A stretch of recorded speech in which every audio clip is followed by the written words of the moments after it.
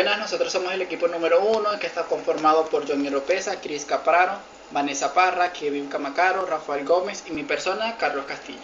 Nuestro tema a exponer es procedimiento conflictivo y ante todo quisiera definirle lo que es conflicto, lo cual es un enfrentamiento de posiciones que surge entre varias personas o grupos de personas, porque el comportamiento de una perjudica el logro de los objetivos, intereses, necesidades, deseos o valores que persigue la otra. El conflicto laboral puede entenderse como la imposibilidad de que dos posturas consigan sus objetivos de forma simultánea, porque son opuestas o porque persiguen lo mismo a la vez. Algunas de las características propias de los conflictos laborales es que son inevitables, son algo normal y asociado a la propia vida de las personas, son potencialmente peligrosos ya que pueden desembocar en graves problemas. Pueden ser necesarios ya que pueden favorecer el crecimiento de personas y organizaciones. Los conflictos laborales se engloban dentro de la categoría de problemas, pero estos últimos son más objetivales, más concretos y generalizables. Todos los conflictos son problemas, pero no todos los problemas son conflictos. En cuanto a los tipos de conflicto laboral, existen muchas y diversas clasificaciones, pero de forma genérica, atendiendo al criterio de utilidad, podemos distinguir dos tipos de conflictos improductivos. Son perjudiciales para las personas y para las organizaciones, y los conflictos productivos, que se pueden obtener, de los cuales se pueden obtener beneficios de su resolución, como puede ser estimular el interés, aumentar la cohesión del grupo, aumentar la motivación hacia una tarea, favorecer la autocrítica, mejorar la motivación por aprender, etc. Buenas, mi nombre es Johnny Oropesa y continuando con el tema de la exposición, específicamente acerca de los conflictos laborales, quisiera agregar que los conflictos laborales, por pequeños que sean, constituyen fisuras en el funcionamiento de las sociedades. Son notas discordantes que rompen con el estado de convivencia y armonía que debe prevalecer en los conglomerados sociales. Es de sobra sabido que existen tantas clasificaciones como criterios de clasificación haya. Para los efectos de esta exposición, vamos a clasificar los conflictos de trabajo a la luz de dos criterios. Uno, en función de la naturaleza del conflicto, y otro en función del tipo de interés que afecta. Según la función de la naturaleza del conflicto, la doctrina, la jurisprudencia y la ley consideran que atendiendo a la naturaleza o contenido de los conflictos, estos pueden ser de orden jurídico o de orden económico, donde los conflictos jurídicos surgen por la aplicación o interpretación de las normas de trabajo legales o contractuales, como por ejemplo cuando existe inconformidad con el pago de tiempo extraordinario o la negativa a entregar los uniformes pactados en el contrato. Por su parte, los conflictos económicos se refieren al establecimiento o a la modificación de las condiciones laborales o bien a la suspensión o terminación de las relaciones colectivas de trabajo. Por ejemplo, la nivelación salarial de un trabajador en relación con sus compañeros que desempeñan trabajos similares o la reducción de personal con motivo de la implantación de una maquinaria nueva. Se dice acertadamente, entonces, que los conflictos de trabajo jurídicos no están desprovistos de una connotación económica y viceversa. Por tanto, es más propio hablar de conflictos laborales preponderadamente jurídicos o conflictos laborales preponderadamente económicos. Por otra parte, según el tipo de interés que afecta, esta clasificación está referida específicamente a la jerarquía del interés que se ve afectado con el conflicto, sin que se trate simplemente de una afectación numérica. Es decir, esta clasificación no responde al número de contendientes.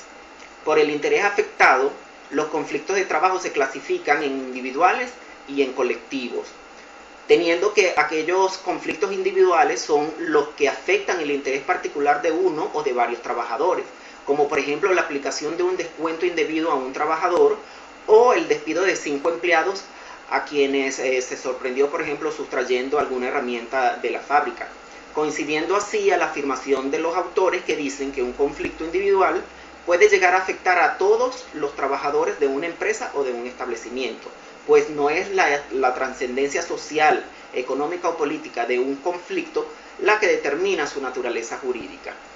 Por otro lado, los conflictos colectivos son aquellos que afectan el interés sindical o gremial de los trabajadores, como por ejemplo la negativa patronal a celebrar un contrato de trabajo o el cierre arbitrario de una empresa o negociación por parte del patrón. Como los tres tipos de conflictos responden a criterios distintos, es claro que pueden combinarse entre sí. Así tenemos entonces que un despido injustificado es al propio tiempo un conflicto individual, jurídico y entre un trabajador y un patrón. La controversia nacida de la intención patronal de reducir las condiciones de trabajo puede fácilmente referirse o verse como un conflicto colectivo, un conflicto económico y un conflicto obrero-patronal.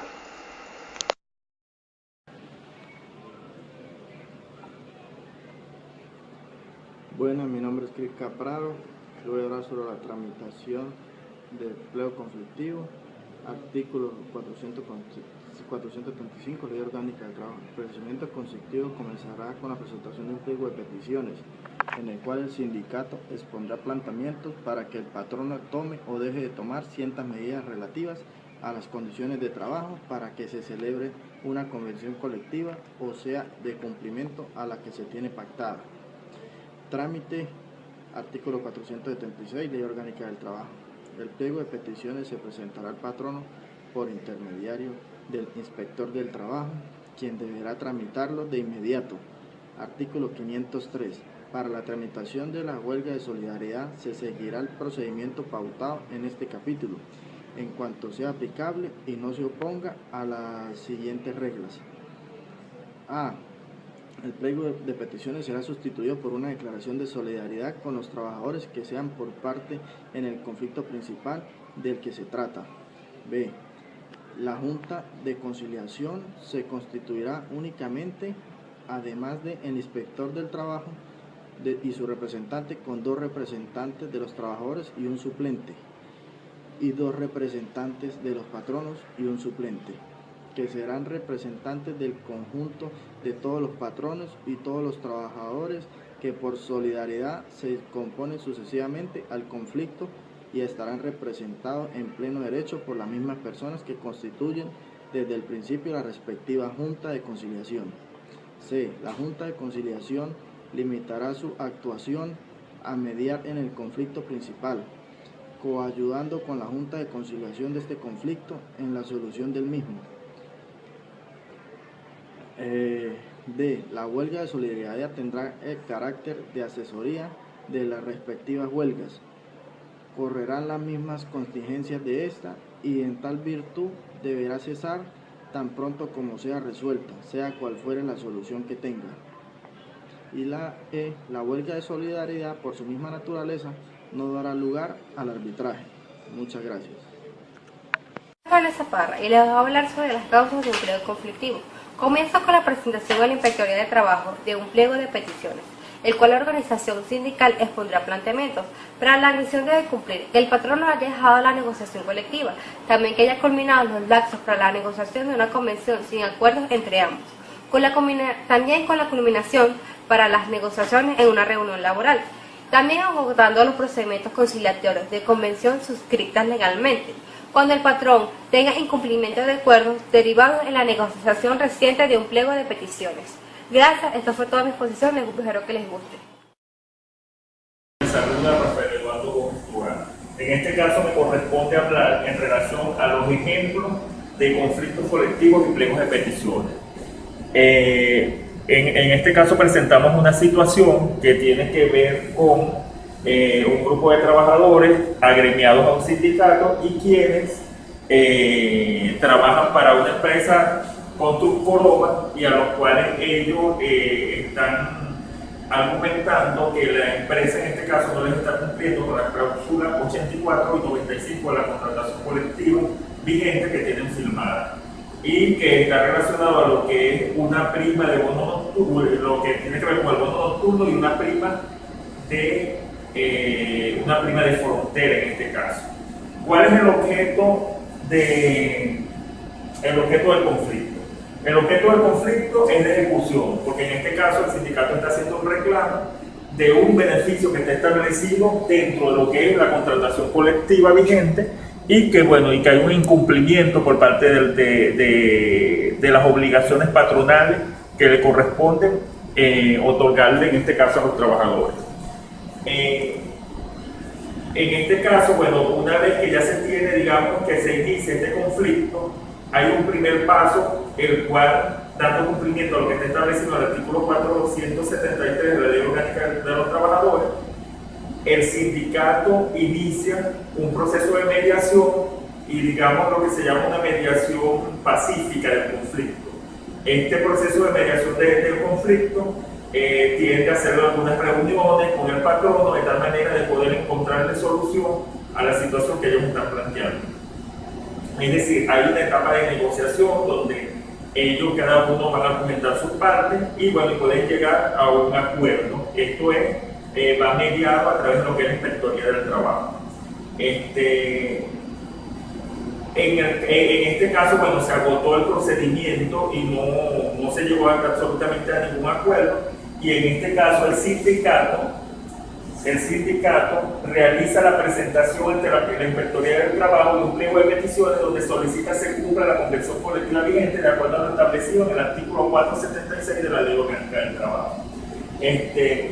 La Inspectoría, una vez admitido el pliego de peticiones, lo notifica en este caso al patrono y admitido el pliego se solicita la designación de 2 representantes con sus respectivos suplentes para lo que es el proceso de conciliación.